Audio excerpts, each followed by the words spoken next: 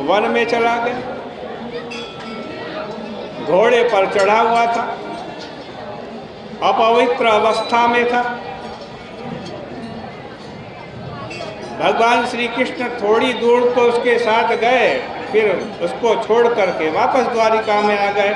वो अकेला ही आगे चलता रहा।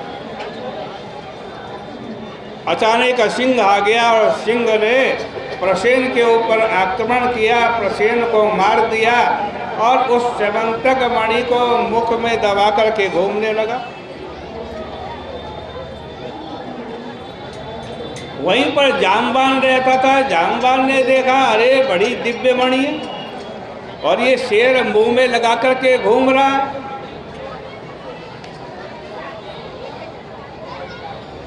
तो जामवान ने उस सिंह को मार दिया, मणि ले ली, अपनी बेटी को दे दी।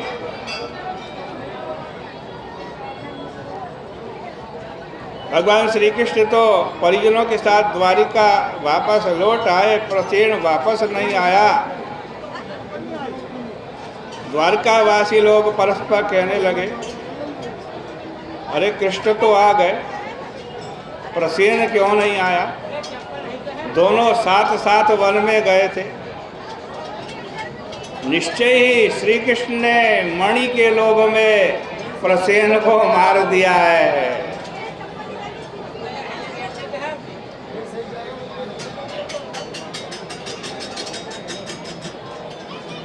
बड़े कष्ट की बात है कि पापी ने अपने बंधु को ही मार दिया। बेकार के अपवाद से संतप्त होकर कृष्ण भी धीरे धीरे पूर्ववासियों को साथ लेकर के नगर के वन में गए। वहाँ घोड़े सहित प्रसेन को मरा हुआ देख करके उस मारने वाले सिंह के जो चरण चिन्ह बने हुए थे उनका अनुकरण करते करते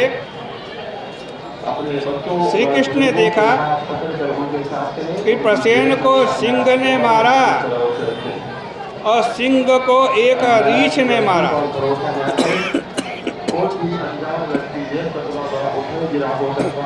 इसलिए भगवान उस जामवान की गुफा में घुस गए।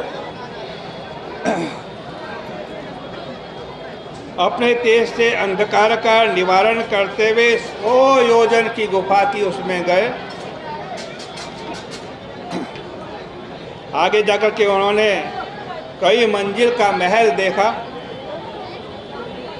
वहाँ जामवान के कुमार को झूले में झुलाता हुआ देखा, जो अपरिमित कांति वाली मणि को भी देखा और देखा कि रूप तथा यौवन से युक्त जामवान की कन्या उस झूले को हिला रही है। उस सुंदर हंसती हुई कन्या को देखकर भगवान श्री कृष्ण को बड़ा आश्चर्य हुआ। वो कह रही थी, सिंह ने प्रसेन को मारा, सिंह को आज कहते प्रसेन को सिंह ने मारा, सिंह को जामवान ने मारा। ऐसे कुमार बालक रो मत, अब ये स्यमंतक मणि तुम्हारी है। कमल नयन भगवान श्री कृष्ण को देखकर वो कन्या भी काम ज्वर से पीड़ित हो गई और कहने लगी, देखो भाई, जब तक हमारे पिता जामवान सो रहे हैं तब तक तुम जल्दी से यहाँ से चले जाइए। उस कन्या की बात को सुनकर भगवान श्री कृष्ण हंसने लगे और जोर से अपना शंख बजाया। शंख की ध्वनि सुनकर जामवान जाग गया। भगवान श्री कृष्ण के साथ युद्ध करने लगा। दोनों का बड़ा घनघोर युद्ध हुआ। सभी द्वारिकावासी सोचने लगे कि कृष्ण अभी तक नहीं आए। 27 दिन तक युद्ध होता रहा, कहीं श्री कृष्ण अंदर तो नहीं, गुफा के अंदर मर तो नहीं गए, या किसी ने उनको रख तो नहीं लिया। ऐसा सोच करके सब द्वारिकावासी वापस द्वारिका में चले गए। इधर भगवान श्री कृष्ण ने अपनी भुजाओं से ही उस रीछ के साथ युद्ध किया। युद्ध में जामवान को संतुष्ट किया।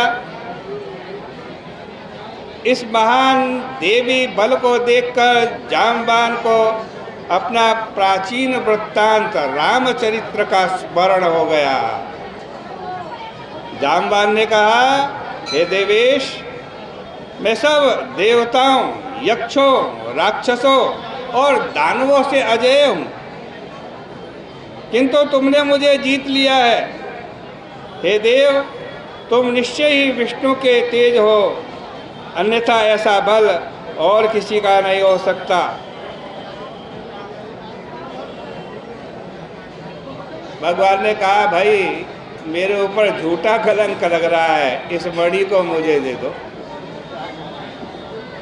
जामवान ने कहा कि मणि तो मैंने अपनी बेटी को दे दी है, और बेटी को दी हुई चीज वापस नहीं ली जाती है। तुम एक काम करो, मेरी बेटी से विवाह कर लो, बेटी भी तुम्हारी, सेवन तक मणि भी तुम्हारी। भगवान श्री कृष्ण जामवान की बेटी जामवती को साथ लेकर द्वारिका में आए, सबको अपना वृत्तांत बताया। फिर सभा में बुलाकर सत्राजित को मणि वापस कर दी। इस तरह भगवान श्री कृष्ण ने अपने झूठे अभिशाप की निवृत्ति की। इसके बाद महाबुद्धिमान सत्राजित ने भी डर करके सर्वगुणों से युक्त, आज कहते हैं, अपनी पुत्री सत्यभामा का विवाह भगवान श्री कृष्ण के साथ कर दिया। सतधर्मा, अक्रूर आदि जो दुष्ट चित्त यादव थे, अरे भैया यहाँ कैसे बैठे हो भाई? हे भाई जी, इधर मुँह करके बैठो भाई, आज कथा में बैठे हो, कैसे बैठे हो आप? बोले गंगा मैया की जय।